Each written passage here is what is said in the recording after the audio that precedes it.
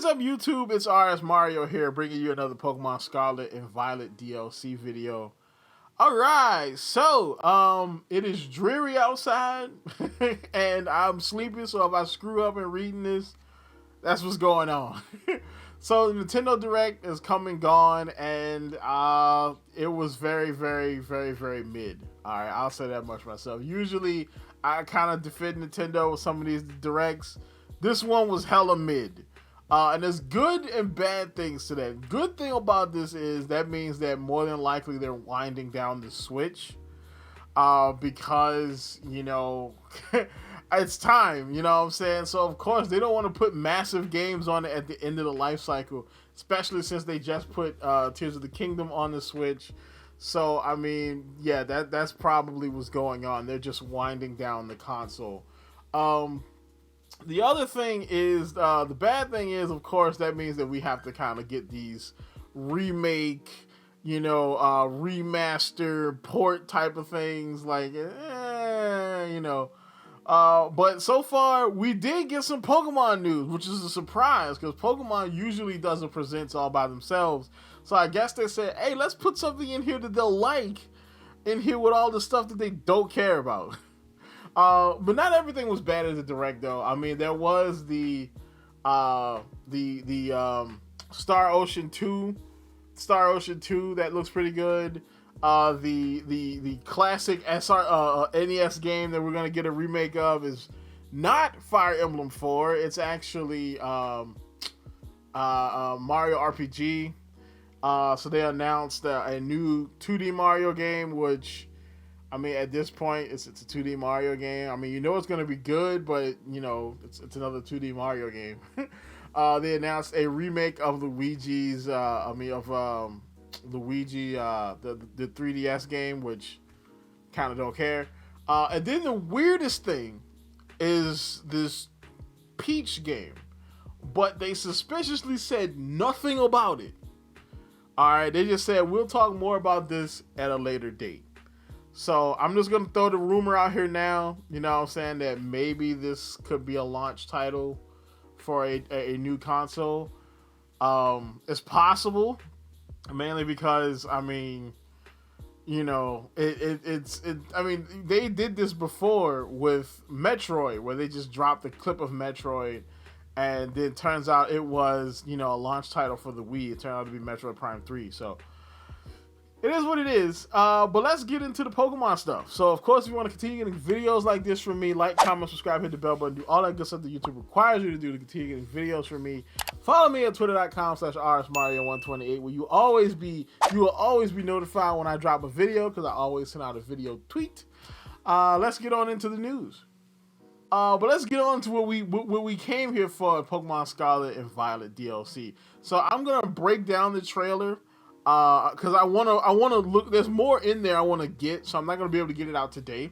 But I can go through the new information that we have, though. So, there's 3 new news blurbs on the site. Now, if you're new, we always do this when new trailers come out. I go to the site and I check out the news blurbs.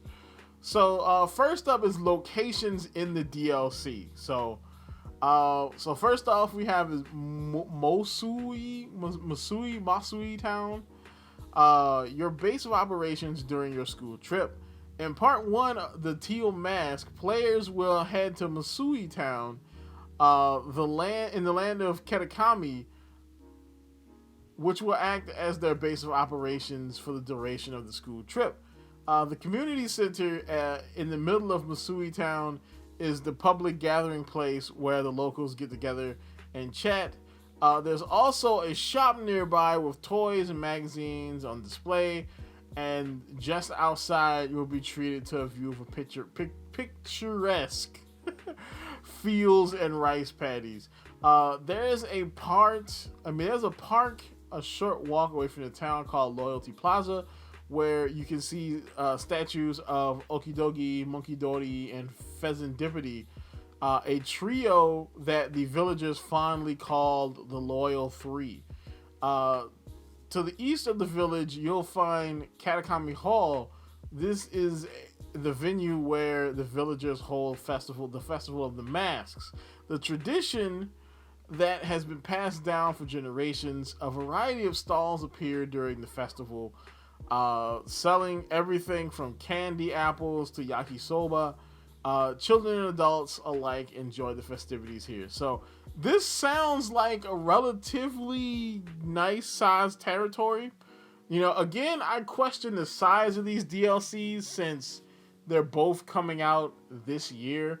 And I feel like, you know, well, allegedly, you know what I'm saying? I still think that the second one is going to be delayed or something. But allegedly, they're both coming out this year, which means that they may not be very big, mainly because of the speed in which they were able to bring them out. But I could be wrong. But we see some screenshots here, which we'll see more of this tomorrow once I break down the trailer. You know what I'm saying? But there's some interesting spots that they don't show here, like specifically the mountain. The terrarium. Oh, this is from the other one. All right, so this is from the second DLC. It's not from the first one. So the terrarium, an undersea facility that sustains artificial biomes. Blueberry Academy, where you will go to study abroad in Part 2 Indigo Disc, is home to a facility called the Terrarium, which maintains a variety of ecosystems that provide a livable environment for Pokemon. This world-renowned park beneath the sea was constructed to bolster a learning environment for strong trainers. The terrarium is made up of 4 areas, each of which features a unique climate and ecosystem. The artificial sky projected onto the ceiling and walls changes to reflect the time of day and weather. The temperature of each area is also carefully regulated and you will find completely different in each area. So yeah, the terrarium under the school is separated into 4 areas or 4 different biomes. So you've got like this grassy kind of watery beach-like environment.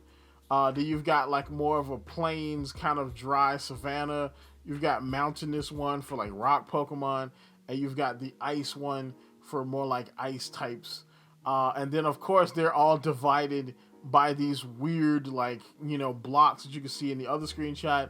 But the thing is, I want to know what's in the middle. What is that? Like, what's in the middle of this, you know? But then you can see those shots there. We're also going to see tomorrow.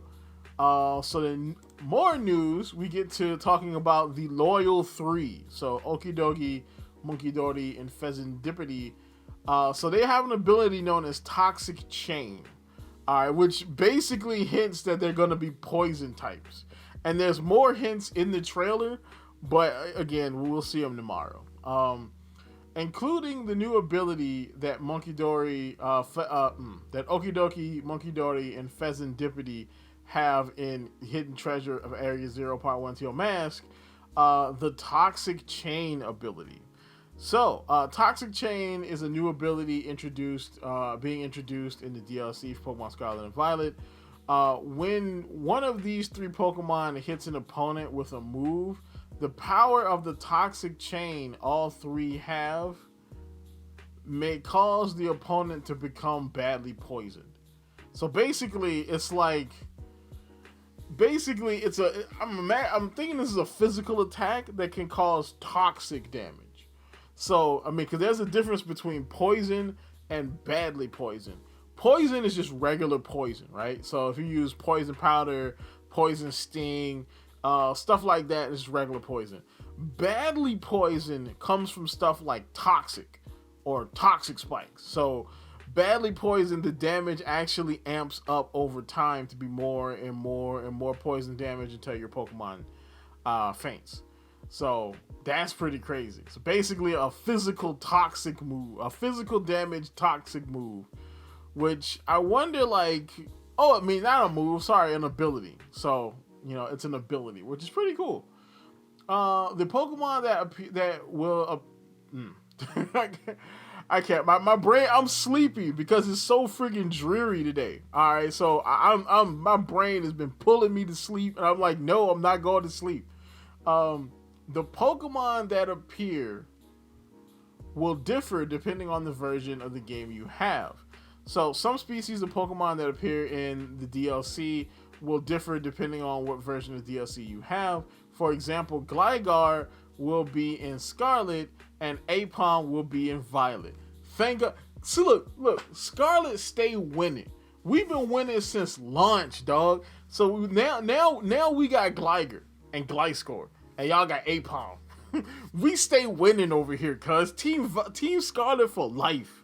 All right, I need to get a Scarlet T-shirt, cuz shoot. So we have some version exclusives.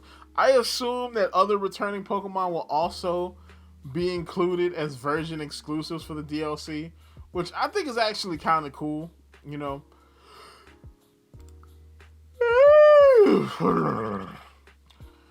Alright, so the last bit of news we have here are the characters. So, including some of the characters you will meet in Blueberry Academy, or at Blueberry Academy. So, you'll meet plenty of new people while studying abroad at the Blueberry Academy. Among them, Cyrano, director of the academy, and Lacey, a student there. I don't know why, but I feel like homie might be evil. And I also think that he has a Edgeslash, because this right here just reminds me of Edgeslash. I believe that's the name of the Pokemon. I might be wrong. The sword Pokemon that you know what I'm saying, the Ghost Steel sword Pokemon that came out that was pretty broken for a long time. I think he's got one. And so then we've got you know, her, you know what I'm saying, I guess a student there. Maybe she's connected to him, or maybe she's just a student there. So Cyrano, he acts as the director of Blueberry Academy, which he founded. Having heard rumors about you and your adventures, he visits Paldea to invite you to his institution as an exchange student. It seems that he's a longtime acquaintance of Clavel. Lacey, a second-year student at Blueberry Academy, she's a reliable person who shows you around the academy. When you arrive, her Pokemon battling skills are apparently nothing to scoff at. So she might be a waifu, but she gonna smoke you though. She definitely gonna smoke you. All right, this right here looks pretty cool though. So far, I think that's everything. That's kind of weird. They didn't show off the characters from the teal mask, because there's a whole new waifu in there. Like that's looking crazy. You know what I'm saying? I don't know. So this is about the news that we got from the site. Everything looks pretty cool so far. But yeah, this was the best thing from the Pokemon Direct. So of course, like, comment, subscribe, hit the bell button, do all that good stuff that YouTube requires you to do to continue getting videos from me. And as always, people, keep it real.